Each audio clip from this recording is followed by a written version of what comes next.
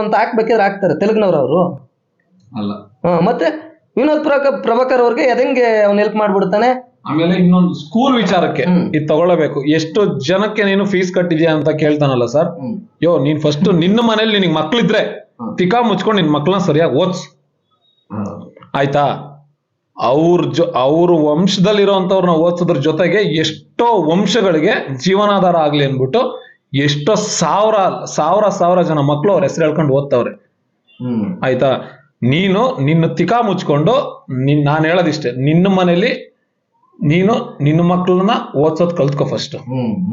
ಅಂತದ್ರಲ್ಲಿ ಸರ್ ಬೇರೆ ಇವನಿಗೆ ಅಂತ ಅಷ್ಟೇ ಅಲ್ಲ ಸರ್, ನಮ್ ಡಿ ಬಾಸ್ ನ ಟಾರ್ಗೆಟ್ ಮಾಡಿ ಯಾವನೇ ಬರ್ಲಿ ಸರ್ ಏನು ಕಿತ್ಕೊಳಕ್ ಆಗಲ್ಲ. ನಮ್ಗೆ ಎಲ್ರ ಮೇಲೂ ಗೌರವ ಇದೆ. ಇನ್ನೊಂದ್ರಿ ವರ್ಧನ್ ಅವ್ರೆ, ನಿಮ್ ಮೇಲೆ ನಾಳೆ ಕೇಸ್ ಬಿದ್ರು ಬೀಳ್ಬಹುದು, ನಿಮ್ ಮೇಲೂ ನನ್ ಮೇಲೂ ಇನ್ಕ್ಲೂಡೆಡ್. ಮತ್ತೆ ದಂಗೆಗಳಿದ್ರು ಹೇಳ್ಬಹುದು. ಯಾಕೆಂತಂದ್ರೆ ಅಣ್ಣವರು ಮುಸ್ಲಿಂ ಅವರು ಎಷ್ಟೋ ಜನ ಮುಸ್ಲಿಂ ಬಾಂಧವರು ನಮ್ ಜೊತೆಗಿದ್ದಾರೆ, ಇವತ್ತಿಗೂ ಚೆನ್ನಾಗಿದ್ದಾರೆ. ಬಹಳ ಅದ್ಭುತವಾದಂತ ಸ್ನೇಹ ಸಮ್ಮಿಲನ ಇದೆ ನಮ್ಮ ನಡುವೆ. ಆದ್ರೆ ಅಣ್ಣ ಬೇಕಿದ್ರೆ ಹಿಂದೂಗಳೆಲ್ಲ ಸೇರಿ ನನ್ಗೆ ಇದನ್ ಮಾಡ್ತಾ ಇದಾರೆ ಅಂತಂದು ಹೇಳ್ಬಿಟ್ಟು ಅವನು ಬೇಕಿದ್ರೆ ಅಣ್ಣ ನಿಮ್ ಮೇಲೂ ನನ್ ಮೇಲೂ ಇಬ್ರ ಮೇಲೆ ಕೇಸ್ ಗೀಸ್ ಆದತ್ತು ನೋಡ್ಬೇಕು. ನೋಡೋಂತ ಜನಗಳು, ಅದನ್ನ ಕೇಳೋಂತ ಜನಗಳು ಇವತ್ತು ಯಾರು ದಡ್ರಿಲ್ಲ ಸರ್. ಇವತ್ತು ಹೊರಗಡೆ ಇಂಡಸ್ಟ್ರಿ ಹೇಳ್ತಾರೆ ಸರ್, ಕರ್ನಾಟಕದಲ್ಲಿ ಸಿನಿಮಾ ಗೆಲ್ತು ಅವ್ರಿಗೆ ಇಷ್ಟ ಆಯ್ತು ಅಂದ್ರೆ ಸಿನಿಮಾ ಆಲ್ ಓವರ್ ಇಂಡಿಯಾ ಗೆಲ್ಲುತ್ತೆ ಅಂತ. ಯಾಕಂದ್ರೆ ಒಂದ್ ಸಿನಿಮಾ ವಿಚಾರಕ್ಕೆ ಇರ್ಬೋದು, ಒಂದ್ ಜಡ್ಜ್ಮೆಂಟ್ ವಿಚಾರಕ್ಕೆ ಇರ್ಬೋದು, ನಮ್ ಕನ್ನಡಿಗರು ತುಂಬಾ ಶಾರ್ಪ್ ಇದಾರೆ. ಅದ್ರ ಮಧ್ಯೆ ಇಂಥವ್ರು ಸರ್, ಇವಾಗ ನೋಡಿ ಸರ್, ಎಕ್ಸಾಂಪಲ್ ತಗೋಬೇಕಂದ್ರೆ ಸರ್ ಜಮೀರ್ ಅಹಮದ್ ಅವ್ರನ್ನ ತಗೊಳ್ಳೋಣ ಸರ್. ಇನ್ಸ್ಪೈರ್ ಆಗಿ ತಗೋಬಹುದು ಏನ್ ಸರ್, ಅವ್ರನ್ನ ನೋಡಿದ್ರೆ ಕ್ಯಾಸ್ಟ್ ಅನ್ಸುತ್ತೆ, ಕ್ಯಾಸ್ಟ್ ಬಗ್ಗೆ ಮಾತಾಡ್ಬೇಕನ್ಸುತ್ತೆ ಸರ್. ಸರ್ ಮನೆ ಬಾಗ್ಲಿ ಕಷ್ಟ ಅಂತ ಹೋದವ್ರಿಗೆ ಜೊತೆಗೆ ಅವ್ರ ಆಡಳಿತ, ಒಬ್ಬ ರಾಜಕಾರಣಿಯಾಗಿ ಅವ್ರ ಆಡಳಿತ ಸರ್, ನಮ್ ಭಾಷೆ ಹೇಳೋರೆ ರಾಜಕೀಯಕ್ಕೋಸ್ಕರ ಯಾವುದೇ ವ್ಯಕ್ತಿನ ಬಳಸ್ಕೊಳ್ದಂಗ ಅವ್ರು ಕೆಲಸ ಮಾಡಿ ಗೆದ್ದಿರೋಂತ ವ್ಯಕ್ತಿ ಸರ್. ಸೊ ಅಂತದ್ರಲ್ಲಿ ಸರ್ ನಾವು ಜಾತಿ ಬಗ್ಗೆ ಮಾತಾಡ್ತಾ ಇಲ್ಲ ಇಲ್ಲಿ. ಸೊ ಅಲ್ಲಿ ಇನ್ನೊಂದು ಮಾಡ್ಕೊಳ್ಳಿ ಬಿಡಿ ಸರ್, ಅವ್ನ್ ಕಿತ್ತೋದ್ ಬುದ್ಧಿಗೆ ಯಾರು ಸರ್ ಬರ್ತಾರೆ? ಅವ್ನ್ ಮಾಡ್ತಾ ಇರೋ ತಗಡು ಕೆಲಸ ಎಲ್ಲಾರ್ಗು ಗೊತ್ತಾಗೈತಿ ಇವಾಗ. ಮತ್ ಇನ್ನೊಂದು ಕುಡ್ಕ ಅಂದಾದ್ಮೇಲೆ ಹೆಂಡ್ತಿ ವಿಚಾರ, ಜೈಲಿಗೆ ಹೋಗಿದ್ದ, ಹಂಗೆ ಹಿಂಗೆ. ಇವನೇನಾದ್ರು ಬಿಡ್ಸಕ್ ಕರ್ದಿದ್ವ ನಾವು? ಇಲ್ಲ ಇವ್ರ ಹೆಂಡತಿ ಮಕ್ಳಿಗೆ ಏನಾರು ಹೊಡೆದವ್ರ? ಇಲ್ಲ ಅಲ್ವಾ ಸರ್? ಮನೆ ಅಂದ್ಮೇಲೆ 1000 ಪ್ರಾಬ್ಲಮ್ ಇರ್ತದೆ. ಮನೆ ಅಂದ್ಮೇಲೆ 1000 ಪ್ರಾಬ್ಲಮ್ ಇರ್ತದೆ. ಫ್ರೆಂಡ್ಶಿಪ್ ಮೇಲೆ 4 ಮಾತು ಬರ್ತವೆ ಹೋಯ್ತವೆ, ಒಳ್ಳೇದಿರ್ಬೋದು ಕೆಟ್ಟದಿರ್ಬೋದು. ಇಂಥ ಮಧ್ಯದಲ್ಲಿ ಮೂಗ್ ತೋರ್ಸೋ ನನ್ನ ಮಕ್ಳಿರೋದ್ರಿಂದ ಅದು ನಿಜವಾಗ್ಲೂ ಹೇಳ್ತಾ ಇದೀವಿ. ಇನ್ನೊಂದ್ಸಲ ಅತ್ತಿಗೆ ವಿಚಾರಕ್ಕೆ, ಬಾಸ್ ವಿಚಾರಕ್ಕೆ ಯಾವುದೇ ನನ್ನ ಮಗ ಮೂಗ್ ತೋರ್ಸಿದ್ರು ಇದ್ ಲಾಸ್ಟ್ ವಾರ್ನಿಂಗ್ ಅನ್ಕೊಂಡ್ಬಿಟ್ರಿ ಸರಿ ಇರಲ್ಲ. ಅಲ್ಲ ಇನ್ನೊಂದು ಆಪಾದನೆ ಕೂಡ ಮಾಡ್ತಾರೆ. ಏನಂತ ಅದ್ಯಾರೋ ನಿಕ್ಷಿತನೋ ಅಕ್ಷಿತನೋ ಅಂತ ಅಂದ್ಬಿಟ್ಟು ಏನೋ ಹೇಳ್ತಾರೆ. ಏನು ಅನ್ನೋದೇ ಗೊತ್ತಿಲ್ಲ ಮ್ಯಾಟ್ರು. ಹೆಂಗೆ ಅಂತಂದ್ರೆ ಇಲ್ಲಿ ಚಾನಲ್ಗಳು ಬರೋದಕ್ಕಿಂತ ಮುಂಚೆ ನೋಡಪ್ಪ ಇದು ಇದು ಇದು ಹಿಂಗೆ ಹೇಳ್ಬಿಡು ಅಂತಂದು ಯಾರಾದ್ರೂ ಹೇಳ್ಕಂಡ್ ಕೊಟ್ರ ಅನ್ನೋದೇ ಗೊತ್ತಾಗ್ತಾ ಇಲ್ಲ ನನ್ಗೆ. ಅದೊಂದು ಪ್ರಶ್ನೆ ಕಾಡ್ತಾ ಇರೋದು. ಯಾಕೆಂದ್ರೆ ಅವನಿಗೆ ಸಂಪೂರ್ಣವಾದ ಮ್ಯಾಟ್ರುಗಳೇ ಗೊತ್ತಿಲ್ಲ, ಏನು ಎತ್ತ ಏನು ಹೆಂಗೆ ಅಂತ ಅಂದ್ಬಿಟ್ಟು ಟಕ್ ಅಂತ ಅಂದ್ಬಿಟ್ಟು ನಿಕ್ಷಿತ ಅಕ್ಷಿತ ಭಕ್ಷಿತ ಅವ್ನಿಗೆ ಯಾರ್ಯಾರ ಹೆಸರುಗಳು ಗೊತ್ತು, ಹಳೆ ಡೌಗಳು ಪೌಗಳು ಯಾರಾದ್ರೂ ಇದ್ರೇನೋ ಆ ಹೆಸರುಗಳನ್ನೆಲ್ಲ ಹೇಳ್ಬಿಟ್ಟ ಅನ್ಸುತ್ತೆ. ಮತ್ತೆ ಹೋಗಿದ್ದೀನಿ ದರ್ಶನ್ ಅವ್ರ ಜೊತೆ ನಟನೆ ಮಾಡಿರೋಂತ ಹೀರೋಯಿನ್ಗಳಿಗೆ ಕಿರುಕುಳ ಅಂತ ಹೇಳ್ದ. ಅದನ್ನೇ ನನ್ಗ್ ಸರ್ ನಿಜವಾಗ್ಲು ಇವ್ರು ಮಾಡಿರೋ ತಪ್ಪಿಗೆ ಇವ್ರ ಅಮ್ಮ ಅಕ್ಕನ್ ಬೈಬಾರ್ದು ಅನ್ನೋ ಒಂದು ರೀಸನ್ ಬಿಡಿ. ಯಾಕಂದ್ರೆ ಅವ್ರು ಹೆಣ್ಮಕ್ಳೇ, ನಾವು ಅದ್ರ ಬಗ್ಗೆ ಮಾತಾಡ್ಬಾರ್ದು. ಇಂತ ಕಿತ್ತೋದ್ ನನ್ನ ಮಕ್ಳಿಂದ ಯಾವ ಹೀರೋಯಿನ್ ನಾನು ಡಿ ಬಾಸ್ ಅವ್ರ ಜೊತೆ ಸಿನಿಮಾ ಮಾಡಿದ್ಮೇಲೆ ನನಗೆ ಹಿಂಗ ಆಗೈತೆ ಅಂತ ಒಂದೇ ಒಂದು ಬ್ಲಾಕ್ ಮಾರ್ಕ್ ಇವ್ನ ಅವ್ರ ಅಪ್ಪನಿಗೆ ಹುಟ್ಟಿದ್ರೆ ಹೇಳ್ಸ್ಬಿಡ್ಲಿ ಸರ್. ಇನ್ನ ಬಾಯ್ಬಿಟ್ಟು ಮನ್ಸ್ಫೂರ್ತಿಯಾಗಿ ಹೇಳೋರು ನನ್ಗೆ ಮತ್ತೆ ಅವಕಾಶ ಸಿಕ್ಕರೆ ದರ್ಶನ್ ಸರ್ ಜೊತೆ ವರ್ಕ್ ಮಾಡ್ತೀನಿ, ವರ್ಕ್ ಮಾಡಕ್ ಆಗ್ದಿರೋರ್ ಸಮೇತ ನನ್ಗೆ ಅವ್ರ ಜೊತೆ ವರ್ಕ್ ಮಾಡಕ್ ಅವಕಾಶ ಸಿಕ್ಕಿದ್ರೆ ಸಾಕು ಅಂತ ಬೇಡ್ಕೊಂಡವ್ರೆ ಸರ್. ಯಾಕಂದ್ರೆ ಆ ಸರ್ ನಾರ್ಮಲ್ ಆಗಿ ಸರ್ ಈ ಬೇರೆ ಯಾರ್ದು ಬೇಡ ಸರ್, ನಂದೇ ಎಕ್ಸಾಂಪಲ್ ತಗೋತೀವಿ ಸರ್. ನಾನು ಎಲ್ಲರಂತ ಒಬ್ಬ ಅಭಿಮಾನಿ ಸರ್.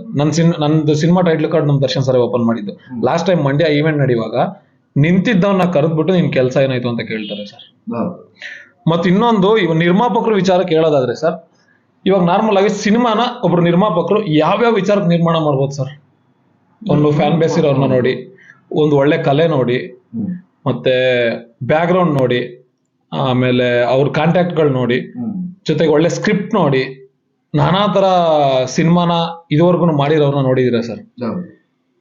ಅಥವಾ ಸಿನಿಮಾಗೆ ಸಪೋರ್ಟ್ ಮಾಡಿರೋರ್ನ ನೋಡಿದೀರ ಸರ್?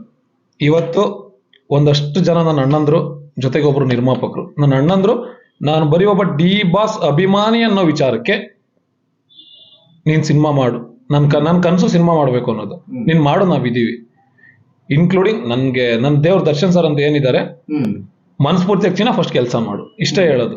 ಇದು ಏನಕ್ಕೆ ಅಂದ್ರೆ ದರ್ಶನ್ ಸರ್ಗೆ ನನ್ನಿಂದ ಅವರು ಅಂತ ಹೇಳಿರೋಂತ ಕೆಲವೊಬ್ರಿಗೆ ಹೇಳ್ತಾ ಇರೋದು. ಆಯ್ತಾ ಸರ್, ಅವರಿಂದ ಎಷ್ಟು ಜನ ನಮ್ಮಂತ ಹೊಸಬ್ರು ಅನ್ನ ತಿಂತಾ ಇದೀವಿ ಅಂದ್ರೆ ಅದ್ರ ಮಧ್ಯೆ ನಾನು ಡಿವಾಸ್ ಅಭಿಮಾನತೆ ಹೆಸರು ಹೇಳ್ಕೊಂಡು ಬೇಳೆ ಬೇಯಿಸ್ಕೊಂಡು ಹೋದವ್ರು ಇದಾರೆ, ನಾಟಕ ಆಡ್ದವ್ರು ಇದಾರೆ, ಸಮಯಕ್ಕೆ ತಕ್ಕಂಗೆ ಅವ್ರ ಹೆಸರು ಬಳಸ್ಕೊಂಡವ್ರು ಇದಾರೆ. ಎಲ್ಲಾನು ಕ್ರಾಂತಿ ಟೈಮಲ್ಲಿ ಎಲ್ಲಾ ನೋಡ್ಬಿಟ್ಟಿದೀವಿ ಸರ್. ಯಾಕಂದ್ರೆ ಅದೊಂದು ಟೈಮ್ ಬಂದಿದ್ ನಮ್ಗೊಂಥರ ನಮ್ಮವ್ರು ಯಾರು, ನಾವೇನು ಅಂತ ತೋರ್ಸಕ್ ಒಂದು ಹೆಲ್ಪ್ ಆಯ್ತು. ಇರ್ಲಿ, ಒಳ್ಳೇದು ಆಗೋದೆಲ್ಲ ಒಳ್ಳೇದಕ್ಕೆ ಸರ್. ನಮ್ ಬಾಸ್ಗೆ ಕಾಂಟ್ರವರ್ಸಿ ತಪ್ಪಿದ್ದಲ್ಲ. ಇಂತ ನನ್ನ ಮಕ್ಳು ಈ ರೋಡಲ್ಲಿ ಹೋಗ್ಬೇಕಾದ್ರೆ ನಾನು ಹೇಳಿದ್ನಲ್ಲ ಸರ್, ಕೆಲವು ವರ್ಗದ ನಾಯಿಗಳು ಇರ್ತವೆ. ನಾಯಿಗಳು ಅಂದ್ರೆ ಒಂದು ನಿಯತ್ತಿನ ಪ್ರಾಣಿ ಅಂತಾರೆ, ನಾರಾಯಣ ಸ್ವಾಮಿ ಅಂತಾರೆ. ಅಂತದ್ರಲ್ಲಿ ಅದ್ರಲ್ಲೂ ಈ ರೋಡ್ ಸೈಡ್ ಒಂದ್ ಬೈಕ್ ಹೋದ್ರೆ ಈ ಕಡೆಯಿಂದ ಅಟ್ಟಿಸ್ಕೊಂಡು ಹೋಯ್ತವೆ, ಇಡ್ ಸಿಗಲ್ಲ, ಮತ್ತೆ ಹೊಡ್ಬಂದು ಅದೇ ಜಾಗದಲ್ಲಿ ಬೋಳ್ಕೊಂಡು ನಿಂತದೆ. ಯಾರು ಹೋದ್ರು ಅಟ್ಟಿಸ್ಕೊಂಡು ಹೋಗೋದೇ ಕೆಲ್ಸ. ಓಕೆ, ಈ ಕಡೆ ಯಾರು ಊಟ ಕೊಡ್ತಾರೆ ತಿಂದ ಒಂದ್ ಕಡೆ ಇರ್ಬೇಕು, ನಮ್ಗೊಂದು ನಿಯತ್ತಿದೆ, ನಾವು ಒಂದು ಪ್ರಾಣಿಗಳು. ಆ ತರ ಮನಸ್ಥಿತಿನೇ ಇಲ್ಲೇ ಇರೋಂತ ಕೆಲವೊಂದು ವರ್ಗದವ್ರು ಇದಾರೆ. ಅಂದ್ರೆ ರೋಡಲ್ಲಿ ಯಾರಾದ್ರೂ 10 ಮೇಲೆ ಅಟ್ಟಿಸ್ಕೊಂಡು ಹೋಗೋದು.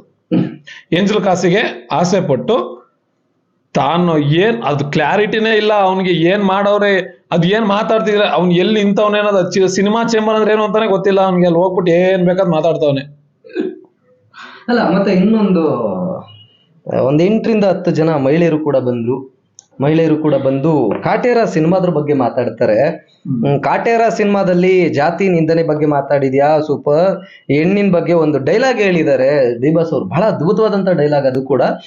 ಏನಪ್ಪಾ ಅಂತ ಅಂದ್ರೆ, ಏನು ಗಂಡು ಬೆವರು ಸುರಿಸ್ಬೇಕು ಬಿಟ್ರೆ ಹೆಣ್ಮಕ್ಳು ನೋಡಿ ಜಲ್ ಸುರಿಸ್ಬಾರ್ದು ಅಂತ ಏನೋ ಸಮಥಿಂಗ್ ಒಂದು ಡೈಲಾಗ್ ಬರುತ್ತೆ. ಬಹಳ ಒಳ್ಳೆ ಡೈಲಾಗ್ ಕೂಡ ಅದು. ನೀನ್ ಹಂಗಿದ್ಯಾ ಅಂತ ಕೇಳ್ತಾರೆ. ಅಂತ ಮಹಿಳೆಯರಿಗೆ ಅಂದ್ರೆ ಏನ್ ಆಗ್ಬಿಟ್ಟಿದೆ, ಅದ್ಭುತವಾದಂತ ಸಿನಿಮಾ ಬಂದಿದೆ ಕಾಟೇರ ಅನ್ನೋ ಒಂದು ಬಹಳ ಸೂಕ್ಷ್ಮವಾದಂತ ಸಿನಿಮಾ. ಇದಕ್ಕೊಂದೇ ಒಂದು ಎಕ್ಸಾಂಪಲ್ ಕೊಡ್ಲಾ ಸರ್? ಮೊನ್ನೆ ರೀಸೆಂಟ್ ಆಗಿ ಮೊನ್ನೆ ಬಾಸ್ ಒಂದು ಫಂಕ್ಷನ್ಗೆ ಹೋಗೋರು ಸರ್. ಅದೇ ಫಂಕ್ಷನ್ಗೆ ಅಲ್ಲಿಂದ ಬರ್ಬೇಕಾದ್ರೆ ಒಬ್ರು ಗರ್ಭಿಣಿ ಹೆಂಗ್ಸು ಬಾಸ್ಗೆ ನೋಡ್ಲೇಬೇಕು ಅಂದ್ಬಿಟ್ಟು ಹತ್ಕೊಂಡು ಅಡ್ಡ ಹೋಗ್ತಾರೆ ಸರ್. ಅವ್ರು ಏನಾದ್ರು ಹೆಣ್ಮಕ್ಳಿಗೆ ರೆಸ್ಪೆಕ್ಟ್ ಕೊಡ್ತಾ ಇಲ್ಲ, ಆತರ ಇಲ್ಲ ಅಂದಿದ್ರೆ ಫಸ್ಟ್ ನಾನು ಹೋಗ್ಬೇಕು ಫಸ್ಟ್ ಅಂತ ಹೋಗಿರೋರು. ಅಷ್ಟು ಕ್ರೌಡ್ ಮಧ್ಯೆ ಅವ್ರ ಸೇಫ್ಟಿಗಿನ್ನ ಮುಖ್ಯವಾಗಿ ಅವ್ರನ್ನ ಸೆಕ್ಯೂರ್ ಮಾಡಿಸಿ, ನೀನ್ ಫಸ್ಟ್ ಇಲ್ಲ ಜಾಗ ಮಾಡ್ರಿ ಅಂತ ಅವ್ರ ಜೊತೆ ಇರೋರ್ಗೆ ಹೇಳಿ ಅಲ್ಲಿ ಜಾಗ ಮಾಡಿಸಿ ಆ ಜಾಗದಲ್ಲಿ ಕಳಿಸ್ತಾರೆ. ಅದಕ್ಕಿನ್ನ ಒಬ್ಬ ಮನುಷ್ಯ, ಅದು ಒಬ್ಬ ಸೆಲೆಬ್ರಿಟಿ ಆಗಿ ನುಗ್ಲು ಮಧ್ಯೆ ಇನ್ನೇನ್ ಮಾಡಕ್ಕಾಗುತ್ತೆ ಸರ್? ರೆಸ್ಪೆಕ್ಟ್ ಅಂದ್ರೆ ಇನ್ನೇನು, ಹೆಗ್ಲ ಮೇಲೆ ಕೈ ಹಾಕೊಂಡು ಕರ್ಕೊಂಡು ಹೋಯ್ತಾರಲ್ಲ ಕೆಲವ್ರು, ಆತರ ರೆಸ್ಪೆಕ್ಟ್ ಕೊಡ್ಬೇಕಾ? ಇಲ್ಲ ರೋಡಿಗೆ ಇಳಿದ್ಬಿಟ್ಟು ರೆಸ್ಪೆಕ್ಟ್ ಕೊಡ್ಬೇಕಾ? ಒಬ್ಬ ಸರ್ ಅಕ್ಕ ತಂಗಿರ್ಗೆ, ಅಣ್ಣ ತಮ್ಮದಿರ್ಗೆ, ಜೊತೆಲಿರೋರ್ಗೆ ರೆಸ್ಪೆಕ್ಟ್ ಅನ್ನೋ ಪದಕ್ಕೆ ಏನಾದ್ರೂ ಒಂದು ವ್ಯಾಲ್ಯೂಯೇಬಲ್ ಆಗಿ ನಾವ್ ಯಾವ್ದಾದ್ರು